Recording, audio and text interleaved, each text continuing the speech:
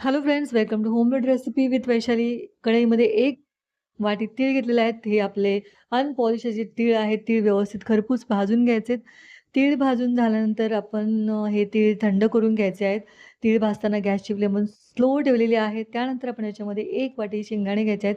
एक वाटीला थोडेसे कमी आपण इथे शेंगदाणे घेतले आहेत. शेंगदाणे पण छान खरपूस भाजून घेतल्यानंतर ते पण आपण थंड करून घ्यायचे. त्यानंतर तीळ आपल्याला मिक्सरच्या भांड्यामध्ये टाकून घेतल्यानंतर थोडेसे ओबड-धोबड वाटून घ्यायचे. खूप जास्त फाईन पावडर करायची नाही. शेंगदाणे पण थंड पूर्ण झालेले आहेत. त्यानंतर शेंगदाणे पण छान असे आपण वाटून घ्यायचे आहेत.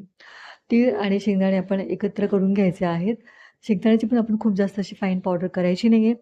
आणि एका बाजूला मी गॅसवर कढई ठेवलेली आहे. कढईमध्ये आपण 2 वाटी गूळ घ्यायचा आहे. तर गुळाच्या ऐवजी तुम्ही जॅगरी पावडर घेतली तरी चालेल. त्यानंतर 2 चमचे पाणी आपण याच्यामध्ये ॲड करायचं आहे. आपल्याला हे गूळ छान असा वितळून घ्यायचं आहे. साधारण 5 मिनिटं आपण छान गूळ शिजवून घ्यायचा आहे. खूप जास्त वेळ गूळ शिजवायचा नाही, नाहीतर तो कडक होऊन जाईल. त्यानंतर आपण जे वाटून घेतलेले इन्ग्रीडियंट्स आहेत ते ॲड करून घ्यायचे आहे. गॅसची फ्लेम मी लो टू मीडियममध्ये ठेवलेली आहे. मी याच्यामध्ये एक वाटी डेसिकेटेड कोकोनट ॲड केलेला आहे. त्याच्याऐवजी तुम्ही मिल्क पावडर ॲड केली ना, तर आपली जी तिळाची वडी आहे ना, ती एकदम अ, खूप छान अशी टेस्टी लागते आणि एकदम बर्फीसारखी लागते. तर तुम्ही डेसिकेटेड कोकोनटच्या ऐवजी मिल्क पावडर ॲड केली तरी चालेल. त्यानंतर मी 1 चमचा याच्यामध्ये वेलची पावडर ॲड केलेली आहे. वेलची पावडर नंतर थोडंसं आपण याच्यामध्ये जायफळ किसून घालायचं आणि छानपैकी असं स्लो गॅसवरती आपण हे मिक्स करून घ्यायचं आहे.